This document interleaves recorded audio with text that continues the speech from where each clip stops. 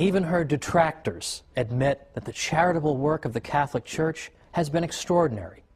But today we're going to see that Catholic charity has historically been even greater than Catholics themselves may realize. So join me today for the Catholic Church, Builder of Civilization.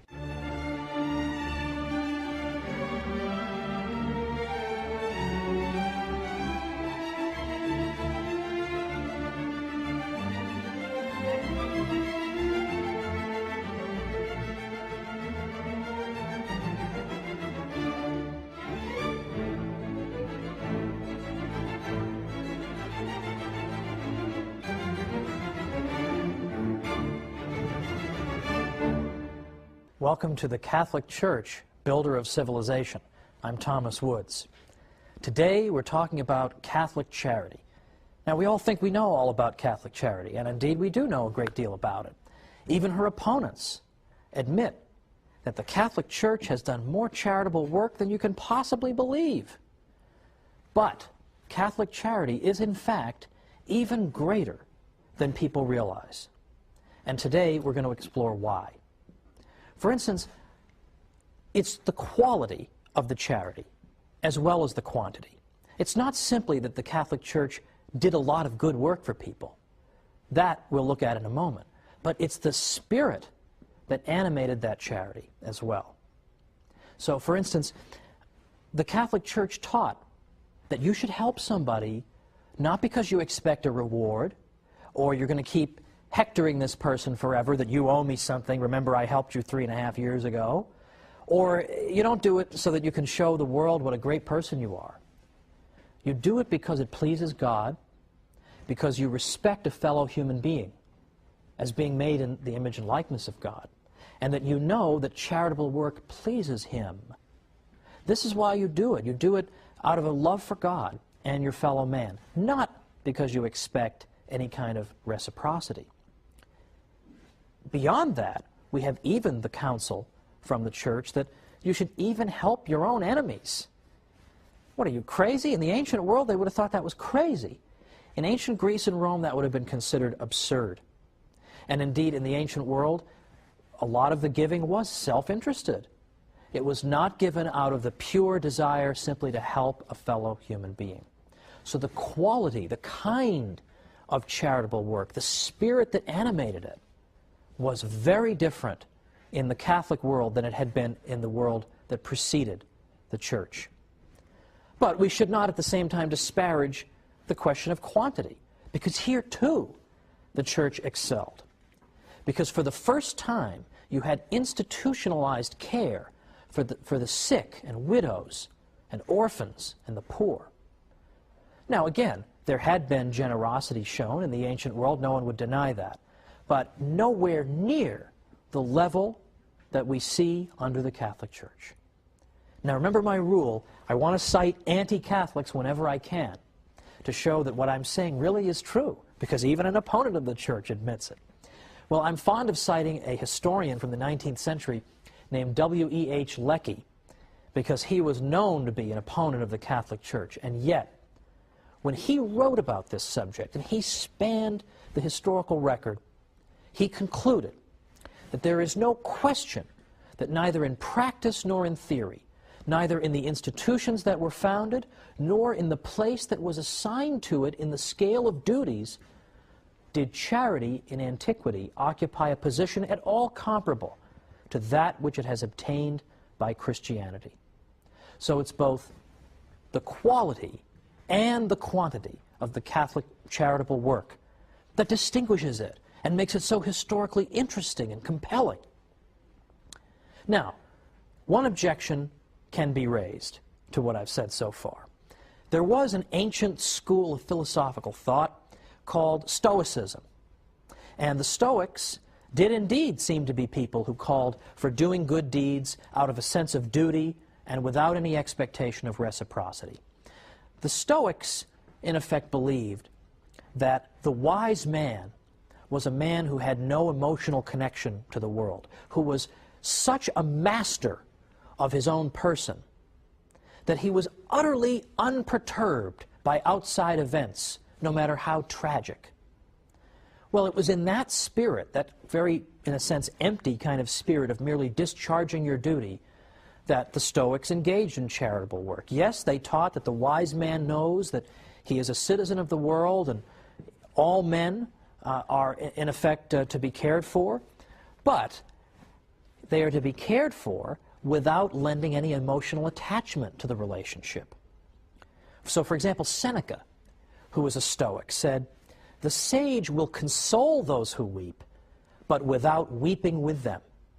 He will succor the shipwrecked, give hospitality to the proscribed, and alms to the poor, restore the son to the mother's tears, save the captive from the arena, and even bury the criminal. But in all, his mind and his countenance will be alike untroubled. He will feel no pity. He will do good, for he is born to assist his fellows, to labor for the welfare of mankind, and to offer each one his part. His countenance and his soul will betray no emotion as he looks upon the withered legs, the tattered rags, the bent and emaciated frame of the beggar. But he will help those who are worthy, and like the gods, his leaning will be toward the wretched. But it is only diseased eyes that grow moist in beholding tears in other eyes." Well, that was the spirit of the charity of the Stoics. So they themselves were to be unperturbed by outside events, by the misfortunes of those whom they helped. And so naturally, they were perhaps not as eager to go out looking for evil, because they, in effect, tried to ignore the existence of evil. They did not make the kind of emotional connection that we see, for example, in a Mother Teresa. Mother Teresa, these people were not. In fact, we have example after example of Stoics being given bad news. For instance, "Sir, your child has just perished," and we hear the Stoic reply so flippantly, saying things like, "Well, had to go sometime." Who on earth would say that when losing a child? But that was how the Stoic demonstrated his complete mastery of the outside world. "I'm unperturbed by this. Nothing can affect me. I do not let my emotions get the better of me." Now, getting back to the Catholic Church, where does this spirit of Catholic charity come from? Well, it comes from her founder. It comes from the teaching of Christ himself, who of course said to us, "A new commandment I give unto you, that you love one another as I have loved you, that you also love one another. By this shall all men know that you are my disciples, if you have love one for another." St. Paul went to an even greater extreme to some people when he specifically noted that you should show charity even toward your enemies. Now, Christ instructed that of us as well. But St. Paul was cited repeatedly on this front, and his letters were cited repeatedly by early church fathers to encourage people to follow the counsel of St. Paul, and in fact to do good even for their enemies. Now, we're going to talk more about Catholics doing good for their enemies a little bit later. But for right now, let's look at early church history and see them taking the words of Christ and making them into reality. We already see that in early church history, during the context of the Mass, the faithful's offerings for the poor would be placed on the altar. Early Christians also imposed fasts on themselves so that they could save the money they would otherwise use to buy food and give that to those who were in need. Now, the church fathers even, who, as I said in a previous episode, were prolific writers, and that St. Isidore of Seville once said that if you tell me that you've read everything St. Augustine wrote, you're obviously a liar. Yet they found time to do this because this is an indispensable part of the Christian life. St. Augustine, for instance, established a hospice for pilgrims, ransomed slaves, and gave away clothing to the poor. In fact, he told people, "Don't give me expensive clothing as a gift. You may like me, you may be impressed with my writing and my speaking, but don't give me expensive clothes because I'm not going to wear them. I'm just going to sell them and give the proceeds to the poor." St. Cyprian and St. Ephrem organized relief efforts during times of plague and famine. Now, St. Cyprian in particular instructed Christians, this is the 3rd century, during a pestilence in Carthage. He said, "If we only do good to those who do good to us, what do we more than the heathens and publicans? If we are the children of God, who makes his sun to shine upon good and bad, and sends rain on the just and the unjust, let us prove it by our acts, by blessing those who curse us, and doing good to those who persecute us." Now there was a fellow named Pachomius in the Roman army in the early 4th century who was very impressed that at a time when famine and disease struck the army, who came out and helped them? Who came out and lent their undiscriminating assistance? It was those who believed in Christ. And here they were helping some of the very people who had persecuted them in the past. This amazed Pachomius. He wondered what kind of religious tradition could it be that could inspire this kind of disinterested benevolence, in which you would indiscriminately do good, even to those who had done evil to you. He couldn't believe these people. So what do you think happened? He began investigating the faith. What is this all about? And before long, he himself was a convert. This is, in large part, how a great many Catholics have converted non-Catholics. It's not always by debating them into the church or bashing them over the head into the church, although, by the way, that's how I came in. People bashed me over the head over and over and said, "It's the one true church. What's the matter with you, you Lutheran?" And it made me think, and I came in. But other people have been brought into the church because Catholics have just niced them to death.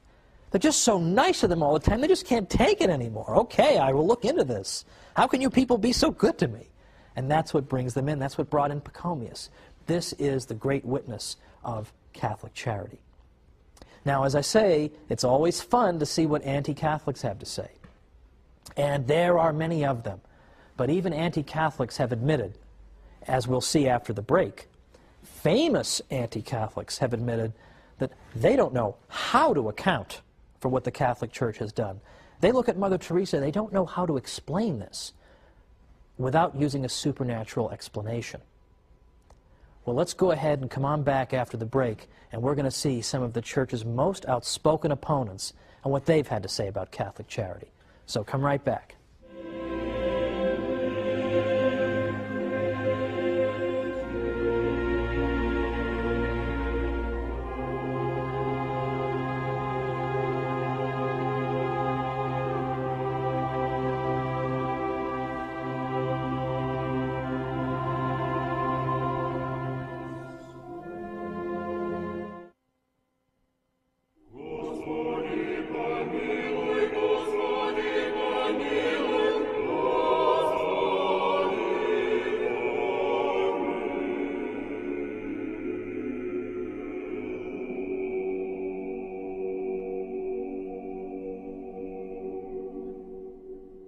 Welcome back to the Catholic Church, builder of civilization. I'm Thomas Woods.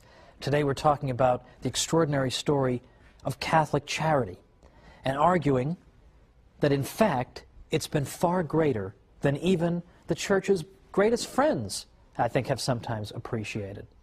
So we've gone through and seen, for example, what the early Church Fathers did in terms of charity. I gave a few examples of that. Or we've seen in the Scriptures where Catholics are urged to display an exemplary degree of charity. We've seen how it contrasts with the attitude of the ancient world, in which charitable work was something to be done, in effect, for a reward, or to call attention to oneself. And even when you do have the example of a school of thought like the Stoics, that does seem to say you should do good without expecting a reward, they do it out of such an emotionless sense of duty that we almost would view it as dehumanizing today. And that's not what the Catholic Church calls for at all. Well, just before the break, I was pointing out that a great many of the Church's best-known opponents over the years have conceded this point about Catholic charity. So I'd like to make good on that promise and go through a few of them, because this is quite astonishing, what we hear. Voltaire was perhaps the most anti-Catholic French intellectual of the 18th century, and that is saying something. And yet even Voltaire had to admit that he could not get over the extraordinary sacrifice that women religious made in order to work in hospitals. These nuns in their good work were extraordinary to him. And so Voltaire actually said, "Perhaps there is nothing greater on earth than the sacrifice of youth and beauty, often of high birth, made by the gentle sex in order to work in hospitals for the relief of human misery, the sight of which is so revolting to our delicacy." And he said, "Peoples separated from the Roman religion have imitated only imperfectly so generous a charity." Well, of course, ours is the Roman religion that he names. Now that is quite extraordinary, isn't it? That even Voltaire, who despised Catholicism, had to say, I have to hand it to them, I don't know how to account for this. Another example I sometimes cite is Julian the Apostate. Julian the Apostate was a 4th century Roman emperor from about the 360s. And Julian was anti-Christian through and through. He despised the toleration that had been extended to Christianity in the Edict of Milan in 313 by the Emperor Constantine. And in fact, Julian wanted to bring back ancient paganism and wipe out the Christian presence. And so, what did he try to do? He tried to revive a pagan priesthood and pagan ceremonies and all the trappings of an ancient pagan religion and give that the support of the state. And one thing Julian kept coming back to was that people kept being attracted to the Christian religion because the priests in that religion were so good and kind and generous, and the faithful in that religion were so good and kind and generous. And it drives Julian crazy. He says repeatedly, these people are so nice, why are my pagan priests not that nice? Why are you pagans not so nice? Because the Christians are coming in and they're snatching up people left and right by their good example. Why can't we come anywhere near imitating them? Well, there's an interesting compliment, isn't it? Okay, I mean, Julian has no particular interest in complimenting people who have the faith, and yet here he is forced to do it because you're showing us up as pagans. Now, my personal favorite in this list is Martin Luther, because I myself am a former Lutheran. That is a whole other story for a whole other program. However, I know a little something about Luther. I've read an awful lot of what Luther wrote. And Luther himself admitted that he couldn't quite get a handle on Catholic charity either. And why it was that charitable work under his teaching seemed to dry up. He had no explanation for this, and it drove him crazy. Now, before I go any further, I want to anticipate an objection here, because sometimes I get this. I get people saying, well, should you really portray Martin Luther as an enemy of the Catholic faith? I mean, wasn't he, toward the end of his life, didn't I hear something about maybe he was having second thoughts? Well, I don't think so. Because in fact, the last book Martin Luther wrote was called Against the Papacy at Rome, an Institution of the Devil. So if he's having second thoughts, he has a very funny way of showing it. Well, Luther, of course, taught the doctrine of justification by faith alone. And he repeatedly said that we don't need to do good works in order to get into heaven. Now, this is a very technical theological discussion here. And Luther, by the way, was not saying that nobody should do good works. In fact, Luther argued that a Lutheran could do good works in an even purer spirit than a Catholic could, because a Lutheran would know that the good works were not going to do anything for him salvation-wise. He was doing them only because he loved God. Whereas a Catholic is always thinking in terms of self-interest when he does good works. But Luther's point was that good works aren't going to do anything in terms of your salvation, whether they're done in the state of grace or whatever, not going to do anything. But what some people took Luther to mean, and Luther is partly to blame for this, was that you don't need to do good works, period. Because Luther would speak in such exaggerated language that at one point he actually said, you can commit adultery 100 times a day, and you can commit 100 murders a day, but as long as you have a lively faith, this will not tear you away from Christ. Well, I think people can be forgiven if they conclude from that that good works are not that important. So what Luther started to see in his day was this phenomenon, whereby a tradition of good works began to dry up completely. In fact, Luther himself deeply regretted this and said, at least under the papacy, that is to say, at least under the Catholic Church, you didn't have to force people to be charitable. You didn't have to hold a gun to their heads. They would be charitable spontaneously. It says, whereas living under the gospel, and by under the gospel he means under Lutheranism, he says, not only do I see no charity, to the contrary, people are grasping at each other's belongings. People have become envious and self-centered. He was very interested in this. And throughout his life, he continued to observe good works by Catholics in hospitals and so forth. And it really was a rebuke to him. In fact, at one point, he got so frustrated with his fellow Germans that he tried to leave altogether. He just said, I just had it with you people. Nobody's living the gospel. Nobody's living the Christian life. That's interesting. He had to concede. The Catholic Church had helped to make people charitable. Now, a couple years ago, I was interviewed in the Washington Post. So obviously somebody was fired over that, but I was interviewed in the Washington Post in their live online segment, which I really like, because it's a live question and answer session on the internet. And so readers can type in questions, and then I'm sitting at my computer and I'm seeing all the questions come in, and then I answer them. Well, the questions are coming in fast and furious, so if you didn't have carpal tunnel syndrome before this process, you definitely have it afterward. One of the questions I got I thought was very interesting, and I thought a fair question. The person asked, after all, however, isn't Catholic charity really at its root self-interested? Because, in fact, isn't the person engaged in charity because he expects a reward? He expects to go to heaven. So can't we really say that really Catholic people are no different from people in the ancient world? They're all seeking rewards. And so I thought that was a fair enough objection. So I gave this answer. And I hope this is a good enough answer. If you don't think it's a good enough answer, write to me and I'll give a better answer the next time. But I gave an answer that was twofold. I said, first of all, the Catholic Church recommends to us in effect tells us there are three different levels of sanctity when it comes to doing good. Some people do good simply because they're afraid of going to hell, and that's the only motivation that will reach those people. Now, that's considered to be sort of good enough, but it's certainly not the ideal. At the next level, people do good because, as the questioner suggests, they seek heaven. And now, I personally see nothing wrong with that. But even that is not the ultimate level that the Church recommends to us. The Church says there is a top level. There's a level at which people do good solely because they love God and they want to please God. And that's why they're doing their good works. Not for any expectation or hope of reward, but because they want to please the God they love.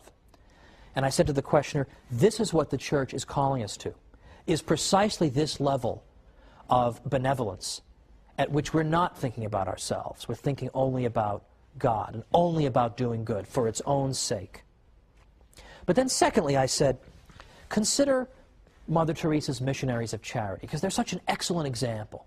I said, consider them. Now you may say, they're doing all these good works and helping all these people who are in wretched conditions oftentimes, and the sickest of the sick and the poorest of the poor, and they're helping those people simply because they want to go to heaven. But they could go to heaven by working in an air-conditioned office. So what makes them want to work in Calcutta, places of that sort, or makes them want to work in AIDS hospices?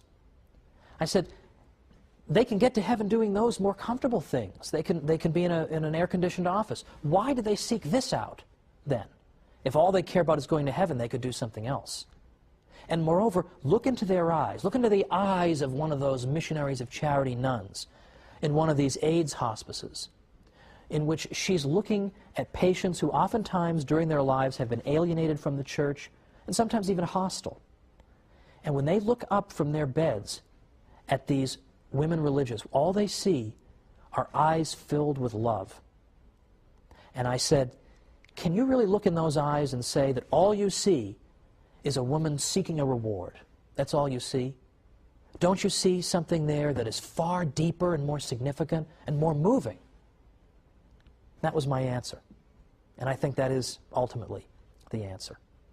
And in fact, the Christian God, following from the Hebrew tradition, believes that it is good for human beings to be good to each other. And this was something new among the religions of the ancient Near East. The gods of ancient Sumer didn't seem to care about the human race at all, or what they did. The gods of ancient Greece sometimes used human beings as playthings. They treated them arbitrarily. They were capricious toward human beings. They didn't seem to care how people behaved toward each other. If you wanted to satisfy some of those gods that I've mentioned, you could do so only through various kinds of ritual sacrifice and then just hope for the best. But our God is pleased not only by the sacrifice of the Mass, but is also pleased by good behavior. He cares about how we treat each other. This was something new under the sun. He doesn't want only ceremony, as important as that is, but he cares that we should be good. We should be good to each other, and that's one of the things that pleases him. And it should not come as a surprise that a God who teaches this is going to give a brand new morality to his people. So next time we're going to see how Western standards of morality have been shaped by the Church. So join me for the Catholic Church, builder of civilization, and I'll see you then.